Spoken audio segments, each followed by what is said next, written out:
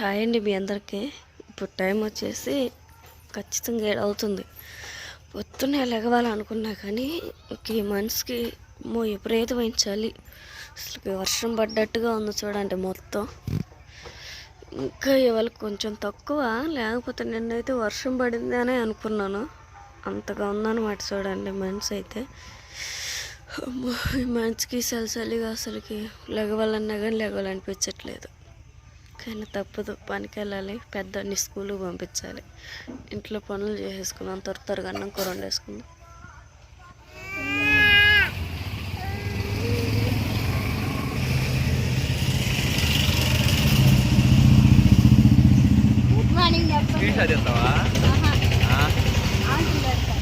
ఆంధ్రని పెట్టి వాటితో screen shot తీసుకో.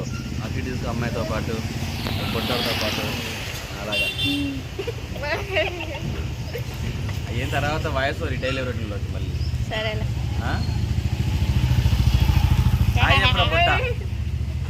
వాడికి వెళ్ళి చూపి సామ్సన్ హాయ్.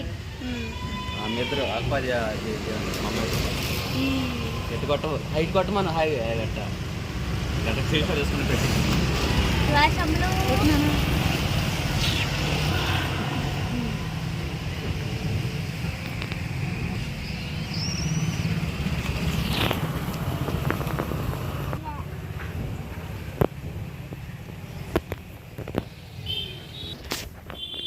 ఓకే అండి. ఇంకా అమ్మగారు అయితే ఇంకా హాస్పిటల్లోనే ఉన్నారు. బావ అయితే ఇంకా అక్కడికి ఇక్కడికి తిరుగుతూ ఉన్నాడు. నాన్న తమ్ముడు వాళ్ళు ఉన్నారు కదా, ఇంకా రోజు డైలీ పార్సల్ ఎక్కడ తెచ్చుకుంటారని చెప్పేసి నేను మా పెద్దమ్మోళ్ళ ఇంటి దగ్గరనే ఉంటూ అన్నం కూర వండి ఇంకా అక్కడ పంపిస్తూ ఉన్నాను. త్వరగా అయితే ఇంకా అంట్లో సింక్లో దోమేసుకొని బీరకాయ కర్రీ చేసేసి క్యారేజీ పంపించేయాలి. బావ అన్నాడు త్వరగా కానీ రాజీ, మీ నాన్నకి మీ తమ్ముడికి భోజనం ఇస్తున్నాను.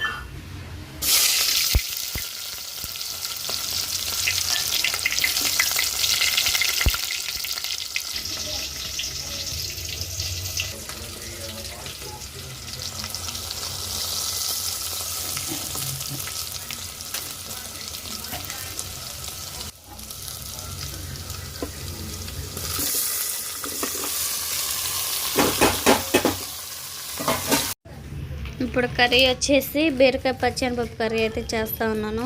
బావ అయితే ఇంక పొద్దున్నే ఇంకా అమ్మ దగ్గరికి అయితే వెళ్ళాడు. ఇంక ఇప్పుడు మా అమ్మ అయితే నోటితో ఆహారం తీసుకునేది ఏం లేదు. ఇంకంతా ముక్కులో పైప్ వేస్తారు కదా, దాని ద్వారాగే పాలు కానీ రాగజావు కానీ ఏదన్నా జ్యూస్ కానీ తాపించి వస్తూ ఉంటున్నాడు బావ అయితే. నేనైతే ఇంకా క్యారేజీ పంపిస్తామని చెప్పేసి ఇంకా బీరకాయ పచ్చెనపప్పు కర్రీ అయితే చేస్తూ ఉన్నా.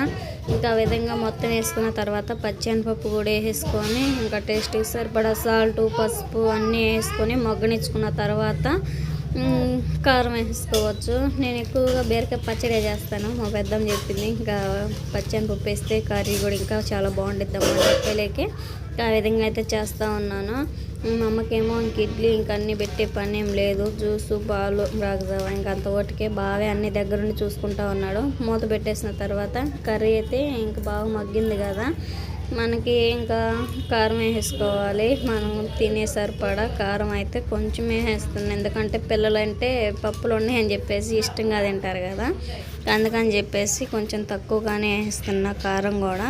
ఆ విధంగా చేసేసిన తర్వాత పిల్లలకి మళ్ళీ వేడి నీళ్ళు కాగబెట్టేసి పిల్లలకి ఇంకా అన్నం పెట్టి స్నానం చేపించేసి నేను కూడా హాస్పిటల్ దగ్గరికి వెళ్తాను.